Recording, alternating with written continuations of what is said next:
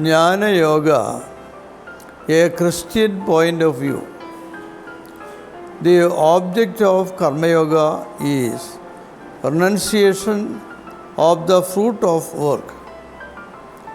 The renunciation is made easy when there is true vision of the self, and work must be offered to God, the real agent of all actions, as yajna. Thus, yajna and bhakti blend in the Karma Yoga. The practice of Karma Yoga will deepen the knowledge of the self. Karma Yoga, which is preceded by a knowledge of the real nature of the self based on the Shastras, leads to a firm devotion to knowledge known as the state of steady wisdom. And the state of steady wisdom, which is in the form of devotion to knowledge, brings about the vision of the self known as yoga. The knowledge of the real nature of the self leads to self-renunciation. The path of the self-renunciation brings us to a state of steady wisdom. This creates an altitude of devotion to knowledge, which brings about the vision of the self. And that is the goal of Jnana Yoga according to Ramanuja. He calls it Atma Avalogana and Yadadmya Darshana, or self-vision.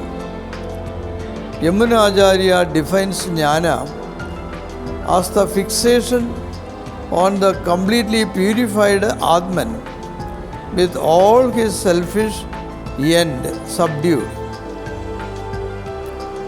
It is clear from all these texts that a deeper and clearer vision of the self is the end of Jnana Yoga.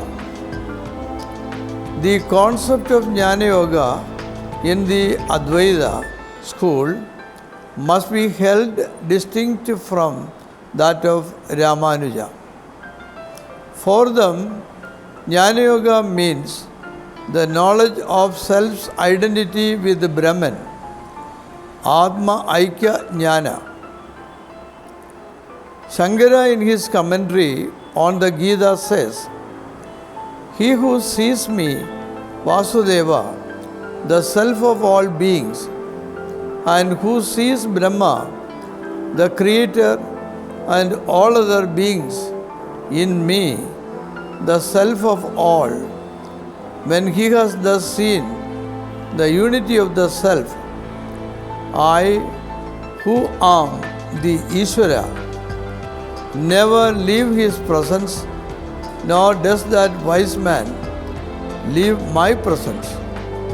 For his self and mine are one, and one's own self cannot but be manifest to oneself."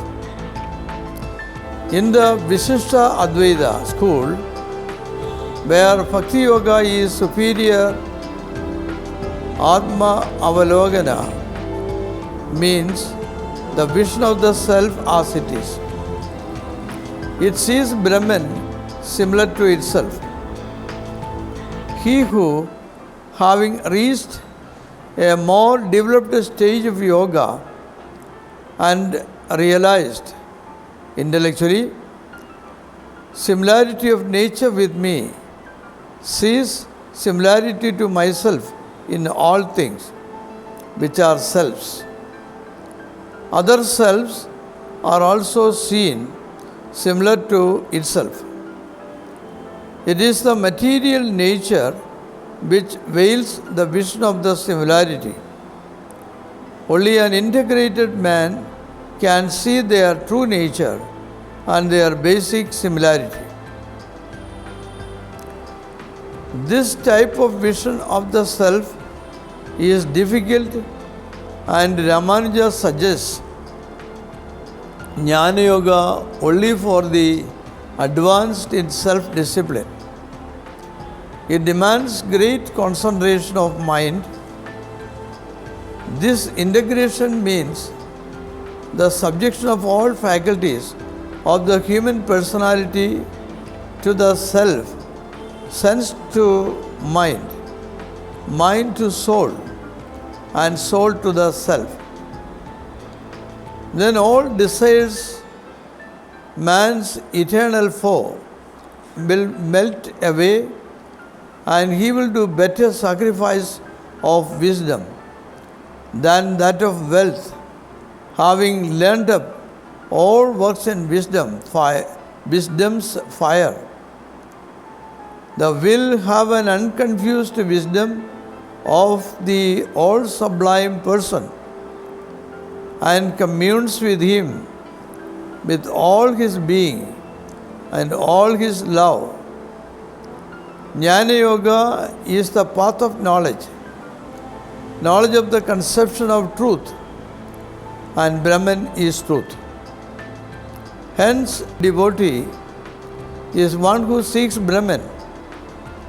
By this way of integral self-fulfillment, having eliminated unconsciousness, ignorance, and the results of the ignorance, then the true being, in the power of God, with the joy of the infinite, appear, according to Raymond Panikar, the soul's a way of discovering Brahma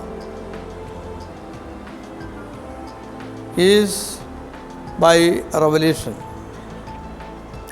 By revelation is meant here as the unveiling of all the veils of existence, including that of the ego. This is the path of ascent rather than descent in the search of Brahman. This is essentially the path of knowledge. The yogi is ideal, he is self-realization, and according to Chandradhar Dharma, it cannot be attainment with knowledge. Even the most sinful man can cross samsara with the same. According to Shankaracharya, self-knowledge alone is the means to the highest bliss. He preaches the superiority of Jnana Marga over the other two. Avidya is the perception of variety involving actions. It multiplies the factors and ends of action where the self loses itself in bondage. The remover of this avidya is the knowledge of the self. Thereby, the self becomes free, saying, "Here I am free, a non-agent, actionless, devoid of results." Moreover, the highest bliss is not an effect to be accomplished by action. Works cannot be the means to it. Hence, the path of knowledge alone is the means to the highest bliss. Though Shankaracharya was an advocate of Jnana Marga, he was an admirer and staunch devotee of Vishnu or Narayana. Thus, according to Advaita school, Jnana Yoga means the knowledge of self-identity with Brahman, Atmaika Jnana. And according to Vishishta Advaita school, it means vision of the self, Atma Avalokana. If a man in spiritual exercise all works renounce, let him by wisdom all doubts dispel, let him be himself, and then whatever his works may be there will never bind him more. Thus Karma Yoga and Jnana Yoga are related. So also Karma Yoga and Jnana Yoga and Bhakti Yoga. Thank you.